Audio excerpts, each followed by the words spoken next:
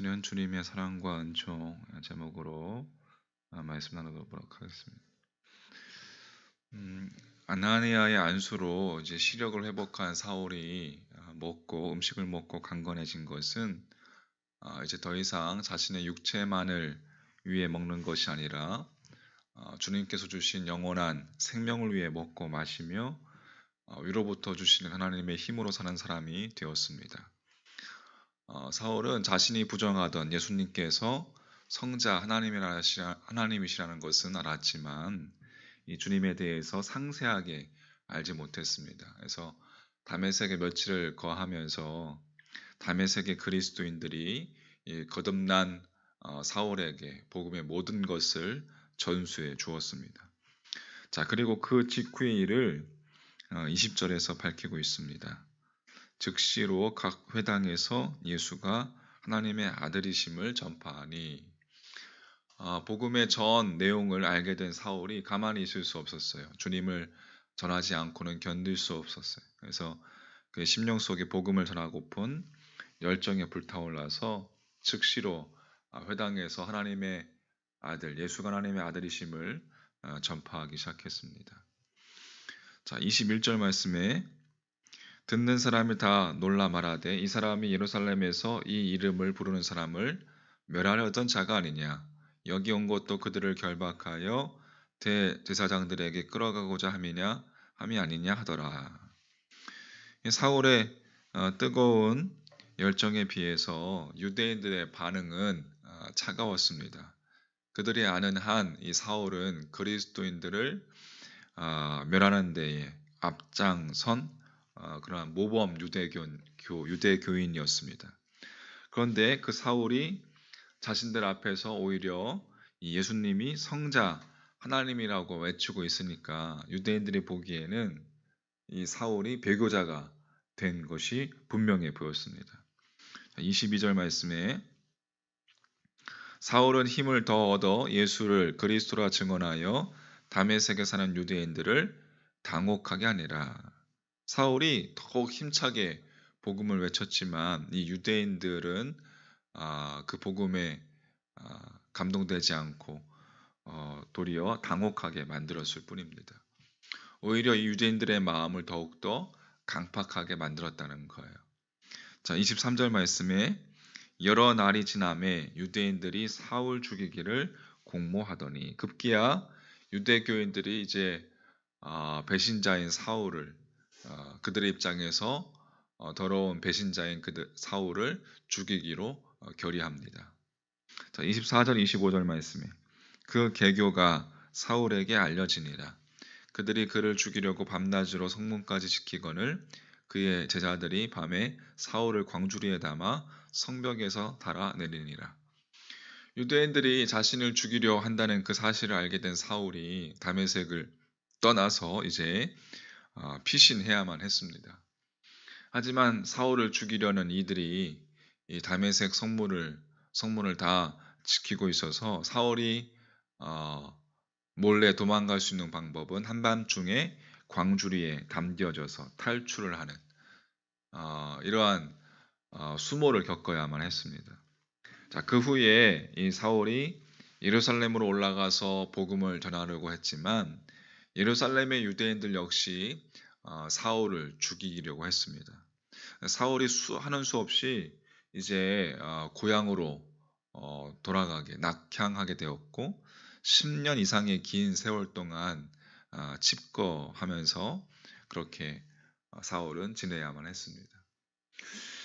주님을 부정하던 사울이 그 주님으로 인해서 이번에는 자신이 속해 있던 이 유대교로부터 박해를 받고 살아의 위협까지 당하게 된 것입니다. 우리는 사울이 주님을 만나고 또 복음의 진수를 깨달은 그가 이제 복음을 전파하면서 주님의 증인으로 살기 시작했으니까 이제 주님께서 사울을 지키고 또 인도해 주실 것이라고 그렇게 생각합니다. 더군다나 주님께서는 이방인과 임금들과 또 이스라엘 자손들에게 당신의 이름을 전하기 위한 택한 그릇으로 그렇게 사울을 택한 그릇이라고까지 하였으니 이 사울의 설교를 들은 이들이 회개하면서 막 돌아오는 역사가 그렇게 일어나야 하지 않겠습니까? 그런데 회개하기는커녕 도리어 사울을 죽이려 하기까지 하고 광주리에 숨어서 고향으로 내려가서 10여 년이라는 시간 동안 숨어 지내게 된 것입니다. 왜 주님은 복음의 전파를 위해서 당신의 그릇으로 택한 이 사울을 처음부터 복음 전파에 성공하도록 해주시지 않으시고 그렇게 실패하게 만드셨을까요? 그것은 주님께서 사울을 진정으로 사랑하셨기 때문에 그렇습니다. 아직 사울은 이제 따지자면 초신자에 불과했습니다. 복음의 진수를 전수받아서 개인적으로는 구원받은 그리스도인이 되었지만 얼마 전까지만 해도 사울은 교회를 박해했던 박해자였고 복음의 증인, 주님의 증인으로 살기에는 전혀 훈련되지 않은 상태였습니다. 한 개인이 회심을 통해서 구원받은 그리스도인이 된다는 것은 것과 주님의 증인으로 살아간다는 것, 이것은 결코 같은 일이 아닙니다. 구원은 주님께서 은혜로 주시는 것이기 때문에 구원받기 위한 훈련은 필요하지 않지만 복음의 증인으로 또 주님의 증인으로 살아가기 위해서는 반드시 훈련이 여러분 필요한 것입니다. 복음 전파에 실패하고 고향으로 낙향한 이 사울이 따지고 보면 사울에게 특별히 베풀어 주신 주님께서 특별하게 베풀어 주신 주님의 사랑과 주님의 은총이었던 것입니다. 그리고 이 시점으로부터 16년이 지났을 때에 다시 말해서 주님의 인도하심 가운데 이 사울이 훈련 과정을 거친 후 주님께서는 안디옥 교회로 불러내시고 당신의 그릇으로 당신의 증인으로 사용하기 시작하였습니다. 자, 이와 같은 주님의 사랑과 주님의 은총이 아니었다면 사울은 구원받은 한 명의 그리스도인으로 그쳤겠지만 인류의 역사를 새롭게 하는 주님의 증인, 위대한 복음의 증인이 되지는 못했을 것입니다. 자, 우리는 여기서 매우 중요한 교훈을 얻게 됩니다. 우리는 언제나 주님을 위해서 무엇인가 먼저 일을 행하려고 하지만 주님께서는 먼저 우리가 바른 그리스도인, 바르게 행할 수 있고 언제 어디서나 주님을 쫓아갈 수 있는 그리스도인이 되기를 원하신다는 사실입니다. 자, 새로운 2021년 이제 명절도 끝나고 1년을 시작하면서 각자 여러분 부르시는 여러분 각자 주님께서 부르시는 그 부르심의 자리가 있을 것입니다. 그 부르심의 자리에서 겸손하게 주님을 쫓는 주님을 따라가는 그리스도인들 되시길 바라겠습니다.